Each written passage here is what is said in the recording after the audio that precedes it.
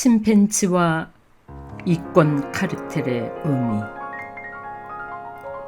오늘 올리는 이 글은 인간과 비슷한 습성을 가지고 있는 침팬지와 요즘 돌아가는 정치판의 세태를 생각해 보려고 합니다. 침팬지는 인간과 공동 조상을 가진 동물로서 유전적으로 인간과 가장 가까운 동물 중 하나라는 사실은 우리 모두 알고 있습니다. 침팬지의 유전자와 인간의 유전자는 약 91%에서 98% 일치한다고 합니다. 둘은 지금으로부터 약 500에서 700만 년 전에 같은 조상에서 갈라졌으며 침팬지 쪽 분기는 약 200만 년 전 한 번 더 갈라져서 보노보와 침팬지 두 종류가 되었습니다. 침팬지 폴라틱스에서 밝혀졌듯이 침팬지는 정치적 행위를 하는 사회적 동물이라고 합니다.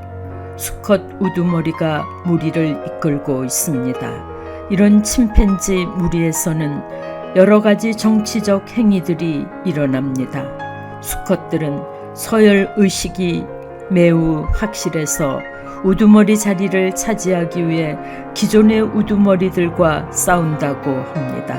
이런 싸우는 행위 말고도 동맹, 배신, 위험, 과시 등 다양한 행위들로 우두머리 자리를 노리거나 우두머리 자리를 지키기도 한다고 합니다.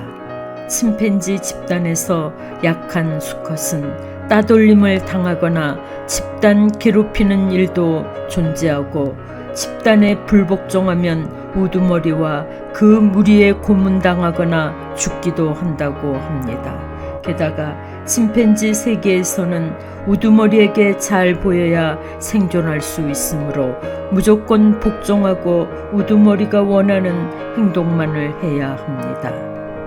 채식 위주의 잡식성으로 60에서 70%의 먹이는 과일이고 잎과 견과류, 흰개미 같은 곤충도 먹지만 진정으로 좋아하는 것은 고기라고 합니다.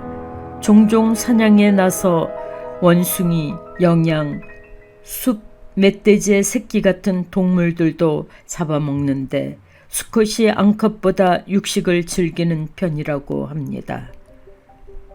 제인 구달도 침팬지들이 먹는 새끼 멧돼지의 자네들을 보고 이전까지 채식으로 알려진 침팬지가 육식한다는 사실에 놀라기도 했습니다. 탄자니아에서는 인간의 아이를 잡아먹은 사건도 있었습니다. 인간도 영장류라는 것을 생각하면 침팬지에게 인간의 아기도 작은 원숭이와 같은 사냥감으로 보였을 것입니다. 물론 이 침팬지들은 성난 마을 주민들에게 전부 몰살당했습니다. 한번 식인을 경험한 동물들은 이후로도 인간을 사냥감으로 보기 때문이었습니다.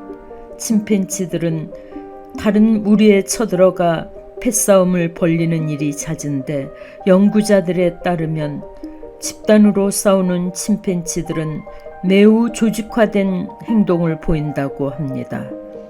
포로를 납치해서 고문하는 것으로 보이는 행동이 확인된 일도 있으며 다른 무리의 새끼 침팬지를 잡아먹기도 합니다. 이러한 침팬지의 행동을 인간이 벌이는 전쟁의 원류로 보는 견해들도 있습니다. 지금 윤석열이 하는 작태를 보면 나라를 위해서 하고 싶은 일이 없는 대통령이라는 사실을 침팬지들의 서열론에 따라서 보면 매우 간단하게 알 수 있습니다.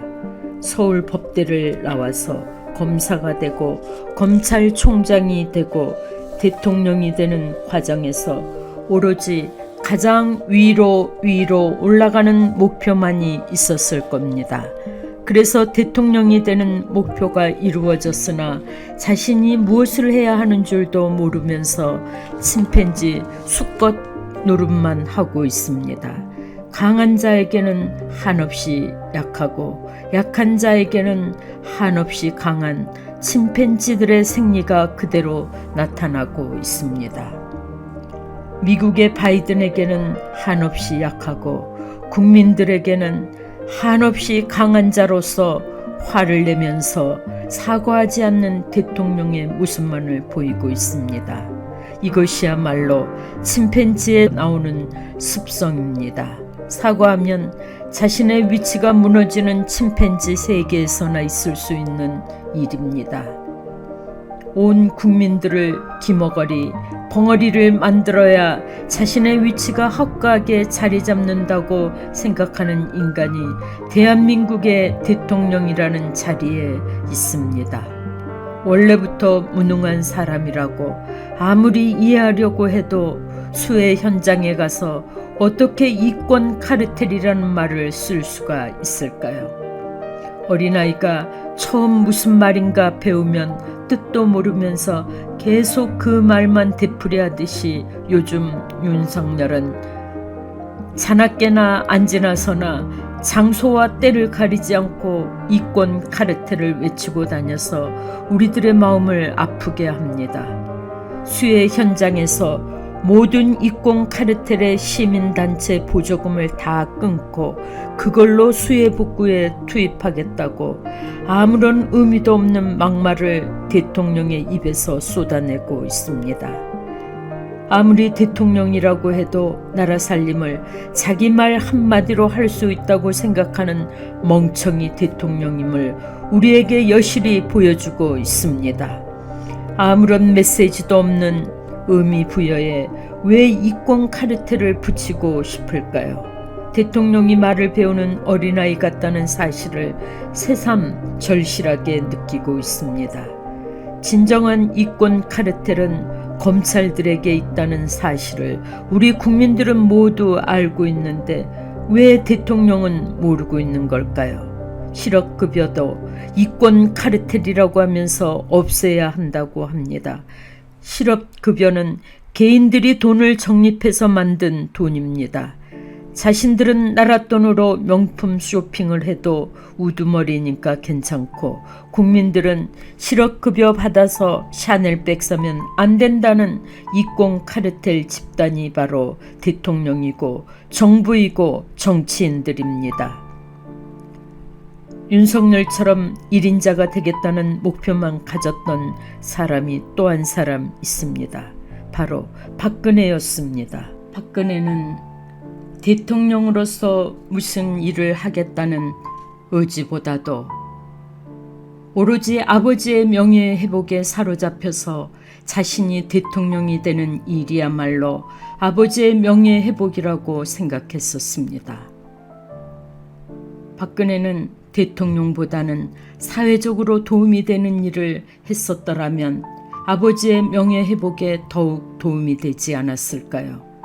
본인이 대통령이 되어 탄핵까지 가는 바람에 아버지의 명예까지 더욱 추락하고 말았습니다. 박근혜는 대통령으로서 아무 일도 안 했기에 나쁜 일도 별로 하지 않았다는 의미에서 윤석열과 비슷하지만 윤석열에게는 배우자가 있어서 이권 카르텔의 나쁜 짓을 너무나 많이 하고 있다는 문제가 있습니다. 윤석열은 대통령으로서 하고 싶은 일은 없지만 누가 아주 작은 문제라도 제기하면 그 자리에서 주워 담을 수 없는 말을 즉답으로 쏟아내고 관료들은 그 말을 커버하기 바쁩니다. 교육 전문가가 되어서 킬러 문항으로 일타 강사들을 나쁜 집단으로 몰아가고 노동 전문가가 되어서 주 90시간 노동을 꺼냈다가 국민들이 반발하니까 흐지부지 해버리고 육아 문제 전문가가 되어서 5살 입학 등 막말을 쏟아냈지만 아무 일도 이루어지지 않았습니다. 양평 고속도로 백지화는 정말 원희룡의 생각이었을까요? 저는 윤석열의 지금까지 했던 작태를 보면 윤석열의 그림자가 진하게 느껴집니다. 침팬지 무리의 수컷이 대통령이 되어서 국가 운영에는 관심도 없어서 국민들의 생명과 안전이나 국가 발전은 생각하지도 않고 오로지 자기의 우두머리 서열 지키기에만 전념하면서 자기가 꼭대기에 있다는 사실만을 즐기는 조건에서 우리의 삶이 어디까지 지켜질 수 있을까요? 민주주의란 의미는 원래 우두머리가 꼭대기에서 군림하는 게 아니고 민중이 다스린다는 의미입니다. 그래서 다수가 투표로서 우두머리를 뽑는 과정이 있습니다. 항상 훌륭하고 선한 사람을 뽑는다는 보장이 없으므로 무능하거나 사악한 사람을 뽑을 수도 있습니다. 그러므로 악을 마음대로 휘두르지 못하게 하기 위해서 만들어진 입법권이라는 제도가 있습니다. 지도자를 뽑는 선거제도는 정말 훌륭하고 나라를 위해서 일할 수 있는 사람만을 뽑을 수 있다는 제도는 아니지만 사악한 사람이 함부로 악을 저지르지 못하게 하는 제도라고 할 수 있습니다. 그러나 지금 이런 상황에서도 국민들 35%는 대통령이 잘한다고 생각하는 사람들이 있습니다. 우리나라는 지난번 윤석열에게 투표한 결과로 자동차 생산 과정에서 자동차의 내구력을 테스트 받듯이 대한민국의 국민들이 내구력 테스트를 받고 있다고 생각합니다. 우리들이 우려해야 할 일은 침팬지 세계처럼 1등을 차지하고 있는 우두머리 무리에서는 자신들의 힘을 과시하기 위해서 무리에서 약한 집단을 괴롭히고 없애버리는 원리입니다. 너무나 무서운 일들이 사회에서 벌어지게 될 것입니다. 그 예로 나온 말이 이권 카르텔이라고 할 수 있습니다. 이권 카르텔의 정확한 의미는 사전적 의미로 찾아보았습니다. 매우 단순합니다. 단합을 의미합니다. 이 정부에서는 이권 카르텔을 차단하겠다는 명분으로 노동조합을 심하게 억압하고 있습니다. 1등 자리를 지키기 위해서 약한 사람들을 짓밟아야 한다는 개념이 있는 침팬지 집단이 바로 윤석열 정부입니다. 그 예로 지금 우리 사회에서 짓밟혀서 복지부동하는 집단이 언론이라고 생각합니다. 왜 이렇게 조용합니까? 그래도 내 기억에 남아있는 기자들의 이미지는 짓밟으면 짓밟힐수록 자기들의 목소리를 정당하게 냈었습니다. 그래서 힘없는 서민들이 의지할 수 있었습니다. 지금은 어디에서 무슨 일을 하는지 모르겠습니다. 김건희 명품 쇼핑을 현지까지 따라가서 무슨 짓을 했는지 모르지만 현지 언론이 보도했습니다. 왜 우리의 언론은 눈을 감고 입을 닫고 있었을까요? 침팬지 그룹의 약한 무리에서 살아남기 위해서 눈치만 보고 있는 듯해서 안타깝고 분통이 터집니다. 이해되지 않았던 원희룡의 작태도 침팬지 서열로 보면 이해가 되지 않습니까? 침팬지 수컷의 비율을 맞춰야 살아남기 때문이라고 생각합니다. 검찰이 휘두르는 칼날이 무서워서 대통령의 비율을 맞추는 겁니다. 우리나라에 돌아가는 작태를 길거리에서 나부끼고 있는 프랭카드만 보아도 한눈에 알 수 있습니다. 여당에서 미래의 비전이나 정부의 정책을 알리는 게 아니라 야당 비방용으로 온 나라를 도배하는 여당의 작태를 보면서 국민들은 야당과 여당이 바뀐 듯이 착각할 정도입니다. 이번 수해 지역에 나란히 걸린 프레카드만 보아도 기가 막힙니다. 오송 지하차도 참사 희생자분들의 명복을 빕니다. 더불어민주도당, 말로만 민생 외치는 민주당 도정을 비판할 자격 있는가? 국민의힘 도당. 이런 현상들은 우리나라 현 정사에서 한 번도 보지 못했던 일입니다. 기괴하기를 치면 옛날 전두환 정권 시절을 능가하고 있습니다. 전두환이 정의사연 구현이라고 플랜카드를 걸었을 때 모두 기괴하다고 온 국민들이 생각했었지만 지금 여당이 하는 작태는 그때보다 더욱 귀괴합니다. 내용도 완전히 국민들을 바보로 만들고 있습니다. 원래 집권당이라면 아무리 국민들에게 얻어맞아도 우리는 국민들을 위해서 열심히 일하고 있다는 사실을 알리려고 했었습니다. 완전히 지금 상황을 보면 야당과 여당이 바뀐 듯 합니다.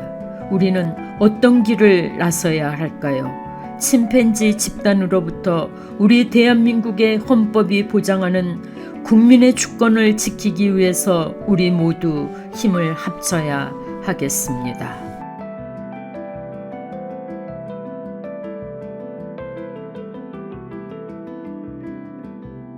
이 글을 읽고 공감하셨다면 구독과 좋아요 부탁드립니다. 감사합니다.